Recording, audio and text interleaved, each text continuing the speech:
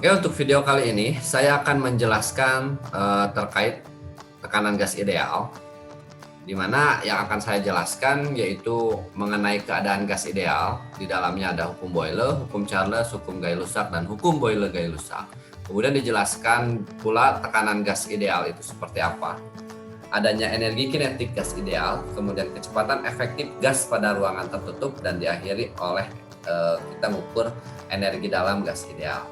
Pada kesempatan kali ini, selain saya menjelaskan konsep-konsep atau persamaan-persamaan matematis di teori kinetik gas, juga saya akan menampilkan eksperimen secara virtualnya. Jadi seperti apa sih hukum Boyle?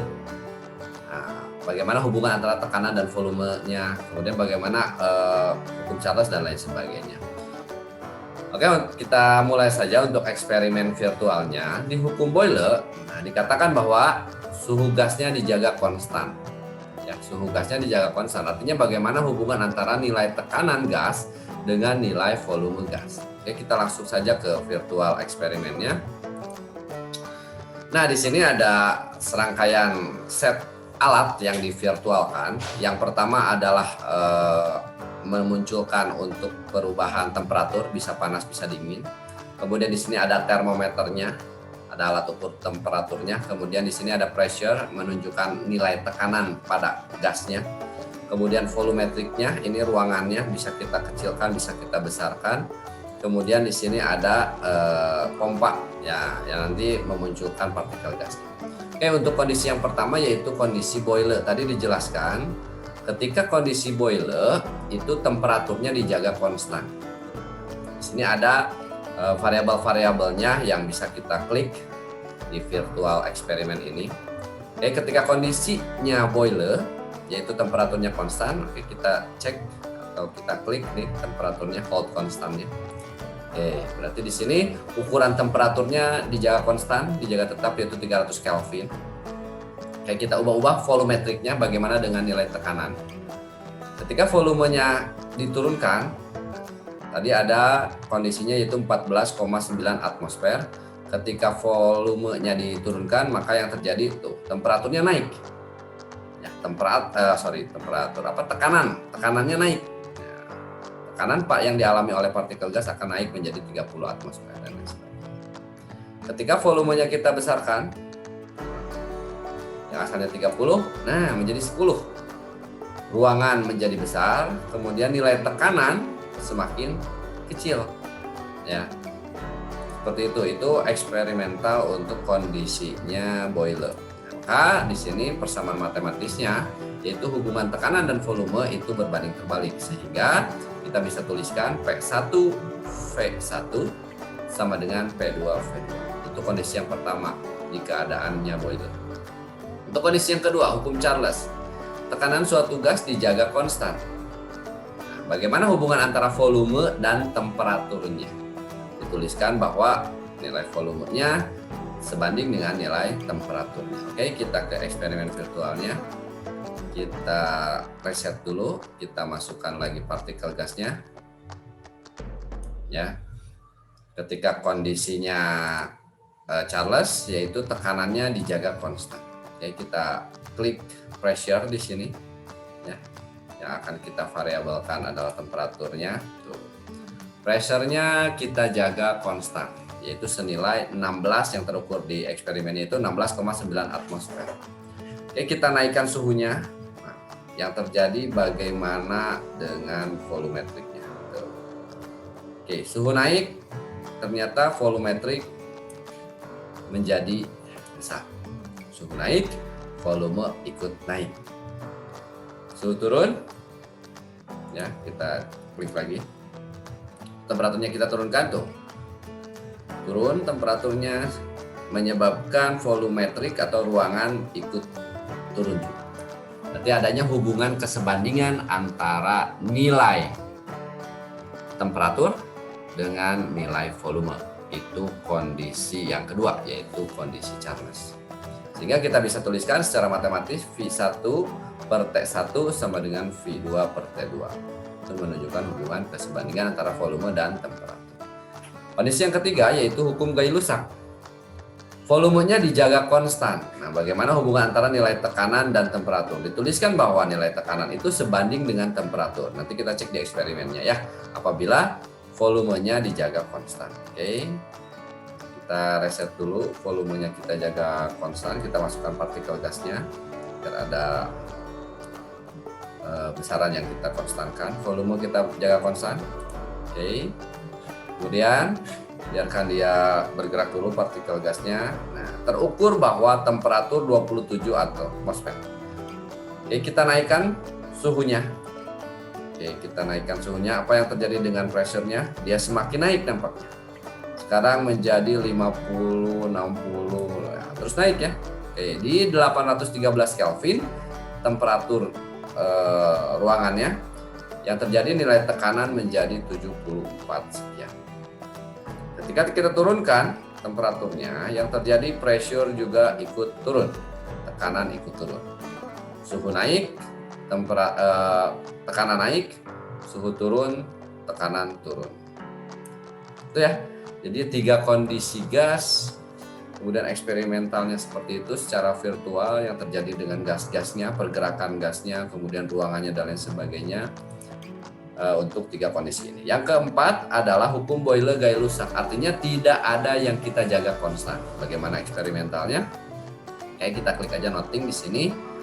Jadi kita reset dulu, kemudian kita masukkan partikel-partikel gasnya ke dalam suatu ruangan. Ya, terjadi pergerakan di sini, mulai ada pergerakan dari partikel gasnya. Ya, kebayang ya kalau kita bisa melihat gas itu seperti ini, bulut-bulutan gini ya. Oke. Nah, kita bagaimana hubungannya dulu antara suhu dengan nilai tekanan. Suhu naik, oke, tekanan ikut naik, ya. Kemudian suhu turun, tekanan ikut turun. Sekarang bagaimana dengan volumenya? Volumenya turun, tekanan naik, lihat di tekanannya, volumenya naik, oke, tekanannya menjadi berkurang. Ya.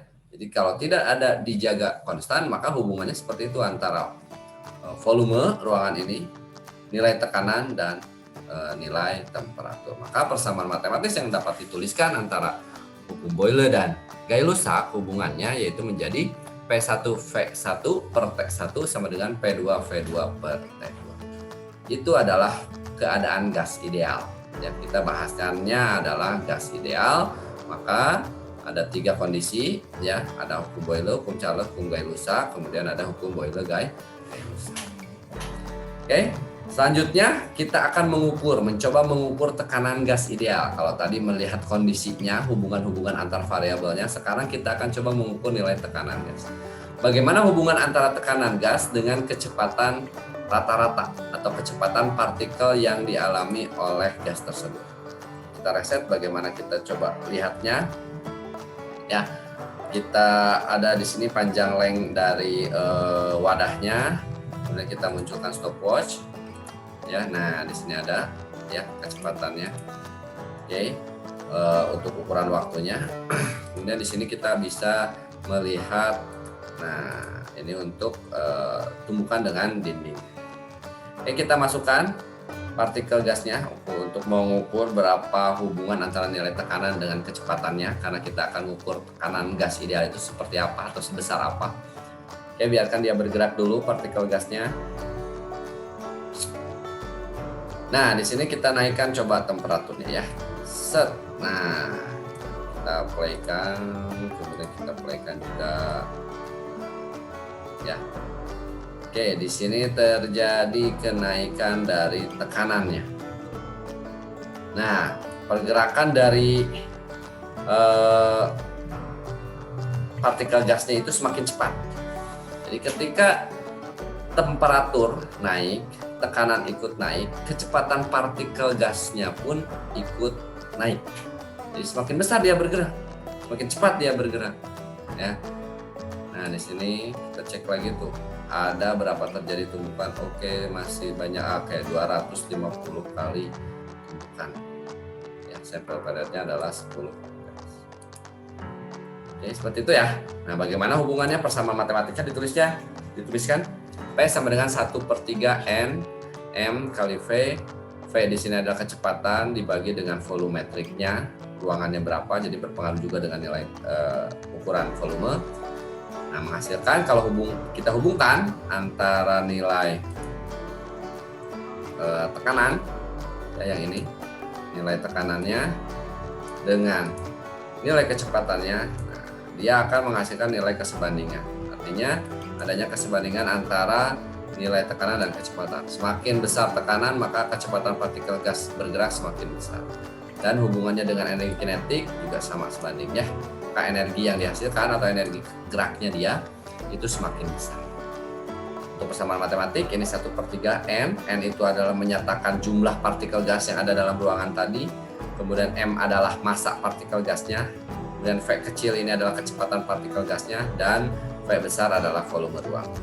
Kalau kita turunkan lagi persamaan ini, maka akan menghasilkan 2/3 N per volume. V di sini masih tetap volume. Nah, dikalikan dengan energi kinetik rata-rata gas. Ya, seperti itu. N-nya adalah jumlah partikel. Nah, sekarang kita cek energi kinetik gas idealnya. Berarti nggak perlu lagi kita ke eksperimen yang tadi, eksperimen virtualnya. Kita langsung turunkan aja persamaannya. Dari persamaan tekanan gas ideal yang ada hubungannya dengan nilai kecepatan dan nilai energi kinetik, maka didapatlah nilai energi kinetik yaitu sebesar 3/2 K kali T. Jadi tergantung nilai temperaturnya energi kinetik itu. Ya, energi kinetik atau pergerakan dari partikel gas itu tergantung nilai temperaturnya salah satunya. Ya, apabila temperaturnya tinggi, otomatis energi kinetiknya juga besar. Menghasilkan 3/2. Ya, hubungannya dengan temperatur yaitu 3/2 K kali T. K adalah nilai konstanta Boltzmann, itu sebesar 1,3 kali 10 pangkat min 23 Joule per Kelvin. Atau kalau misalkan jumlah partikel yang kita ukur bukan energi kinetik rata-rata, yaitu energi kinetik seluruh partikel, maka itu nilainya sebesar 3/2 NKT. Tinggal kalikan oleh dengan jumlah partikel. Atau bisa aja kita tuliskan 3/2 N kecil. N kecil adalah jumlah mol. Apabila diketahuinya jumlah mol, maka pengalinya bukan konstanta Boltzmann. Tetapannya yaitu R, yaitu tetapan gas ideal yang ini ya. Nah, itu nilainya sebesar 8,314 Joule per mol Kelvin. Itu hubungan antara energi kinetik dan temperatur. Nah, nanti juga kenapa sih kok 3/2? Nanti ada bilangan-bilangan tertentu ya, itu dikarenakan adanya ekipartisi energi ya, pembagi dari energi secara partikelnya itu apakah dia monoatomik, diatomik atau poliatomik. Seperti itu. Kemudian masuk ke kecepatan efektif. Nah, tadi kaitannya antara energi kinetik dengan temperatur. Nah, sekarang kita masuk ke kecepatan efektif gas pada ruangan tertutup. Tadi dijelaskan bahwa di eksperimen virtualnya semakin besar nilai suhu, temperaturnya kita naikkan, nampaknya tekanan ikut naik, kecepatan partikel pun ikut naik. Nah, bagaimana kalau efektifnya si partikel itu, kecepatannya? Karena kecepatan itu bisa mengandung kecepatan rata-rata, ya, atau kecepatan RMS, root mean square, atau kecepatan efektif si partikel gas. Maka dihasilkanlah akar dari 3 kT per M, bisa itu persamaan yang pertama. Bisa akar 3 RT per MR, molekul relatif, apabila dia bentukannya molekul. Atau bisa aja 3 nRT per M, massa partikelnya, atau akar dari 3P per rho. Jadi ada hubungannya juga nanti dengan tekanan. Rho itu adalah massa jenis dari partikel gas. Ya. Jadi kalau misalkan ditanyakan berapa kecepatan efektif, maka nanti dituliskan persamaan matematisnya seperti ini. Ya. Ada beberapa persamaan matematis yang menunjukkan kecepatan root mean square-nya atau kecepatan efektif partikel gas. Kemudian yang terakhir yaitu energi dalam. Nah, ini energi dalam gas. Energi dalam itu adalah total energi yang dimiliki oleh partikel gas pada ruangan tertutup. Kalau tadi kita anggapnya adalah energi kinetik rata-rata, nah sekarang total energi yang dimiliki oleh partikel ketika bergerak. Tuh, partikel bergerak, nah energinya seperti apa? Ya, besarnya energi bisa terukur secara perhitungannya. Nah, untuk kasusnya gas monoatomik katanya, ya seperti helium, neon, argon atau kita sebut gas mulia, ya tidak berikatan dengan partikel lain secara ikatan kimia biasa, maka energinya itu sebesar, energi dalamnya yaitu sebesar 3/2 NKT. Artinya dia memiliki bilangan angka 3 di sini. Nah, angka 3 ini menunjukkan adanya derajat kebebasan. Derajat kebebasan dari gas monoatomik itu 3.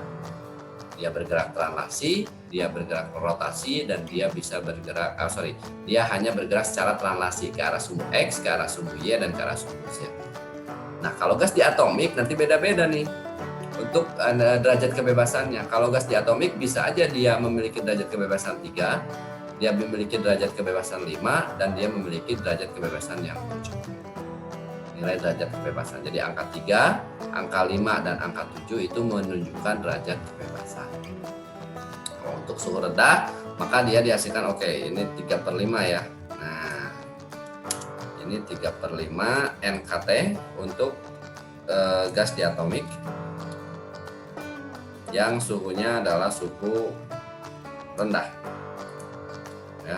Untuk konteksnya suhunya suhu sedang, dia memiliki derajat kebebasan 5.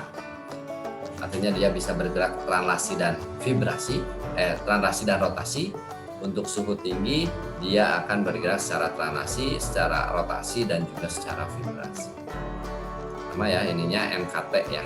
Jadi total N-nya itu adalah jumlah partikel. Di N dikalikan dengan energi kinetik. Seperti itu ya.